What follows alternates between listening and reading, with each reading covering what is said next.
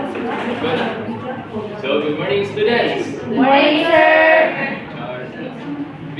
Before we proceed, I have here a simple question. If you open a small food business, how will you manage your workers?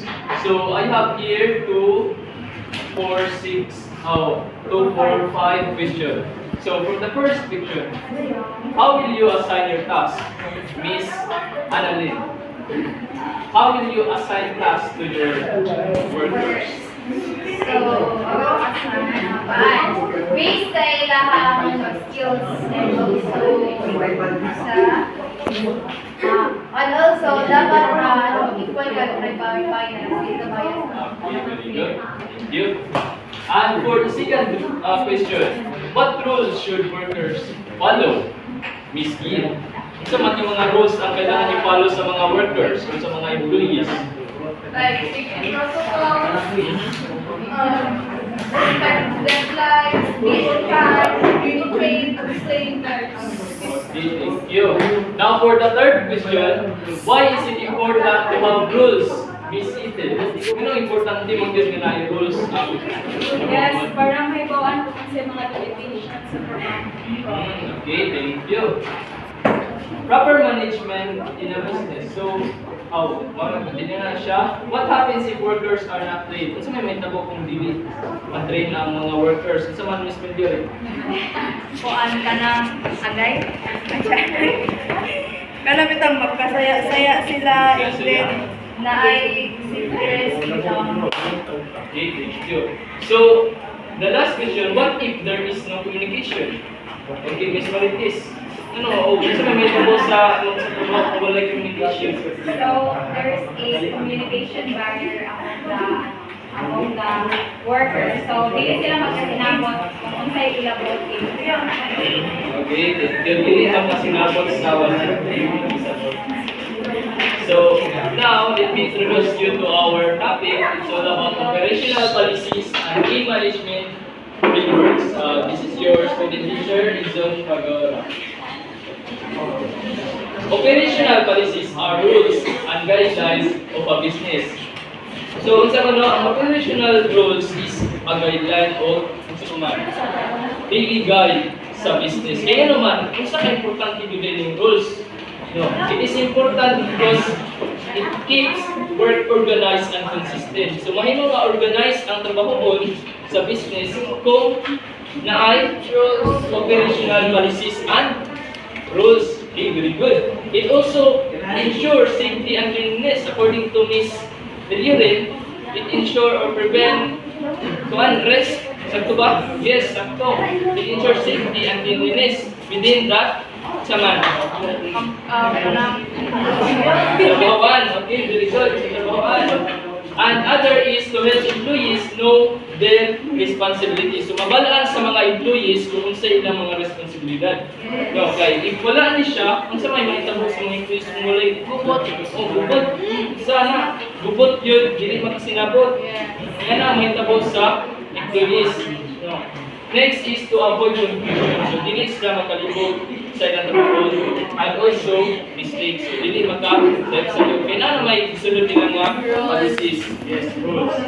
And the other is to maintain quality service or product. So, it maintains the quality if isunod nila ang rules. So, wala yung problema sa ilang ma-avoid din ang problem sa business.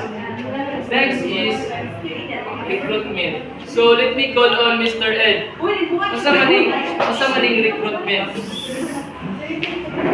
What is recruitment? So, our company sa may award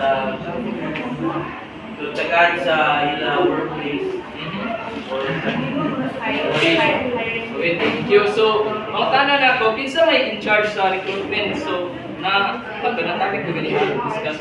So, HR, okay, very good. HR or the Human resources.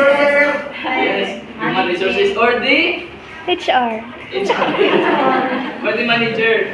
So, mauna na siya. So, to add on with Mr. Ed, as a young answer, recruitment is the process of finding and hiring the right people for the job. Mauna siya ang recruitment. It's how a business looks for a workers and chooses who to hire. So kung kinsa gyud kailangan nga i-hire sa HR or sa manager ana nga business. So example ani is posting job ads. Asa man ni siya makitaan? Pag mga recruit, wala mo ka na-experience ani or nakasugat mo sa online service provider niyo? Website. Website, di ba? Siya sa online or in-person. Sa mga in-person, Mga poster. na recruitment, apply ka na sa service. Accepted. After di mo nga mag-post o kuhan ka ng job sa online, unsa may sunod? Application. Application or resume. So ikaw as manager, after nga na-employ nga mo apply na hindi mo i-accept ang resume. Kailangan mo yun na, di ba? Yes. Abot na sa one code kung laban-labat ng mga resume. Pero importante yun na, kaya mabalaan ka kung sa yun ng Description, description na nga. former works, ibalay dita. Okay. Next is interviewing applicants. After di mo nga accept ang resume, interview dahil mo ang applicants. Di ba? Sakto, Miss Nikki Corsa? Okay, very good. Hinaha, kaya mag-quiz out ma. Next is selecting the best candidate. And after di mo nga ma-interview sa applicants, sunod. Select the best. Select dahil mo ang the best nga candidate. Sa mga candidate. Katong- Candidate 1. Ang mga candidate is mga applicants nga mapilian yung mga sakto. Sakto ba? Very good. Yo. Nga upit anak nga rule. Yes.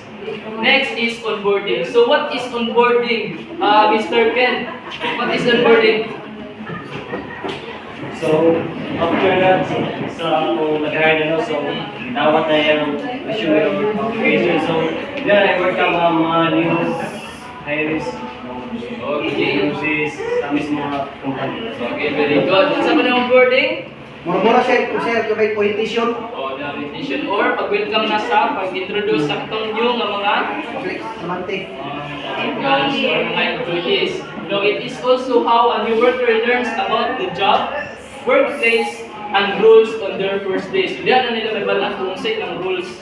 No? Kaya bisan pa o ikaw nga applicant, kung manalbako ka or naka-benefit ang resume kita, mao na yung skills, pero wala na kabalo kung sa imong trabaho, mao na ang isulod ng onboarding. Pero makabalang yun kung sa imong role ang trabahoon. So it also include introducing them to co-workers sa inyong katrabaho, explaining company rules kung sa mga balaod sa company o mga policies, showing their duties and responsibilities, and giving uniforms or materials nga mga sa mga distinct nga trabahoan. Next is training.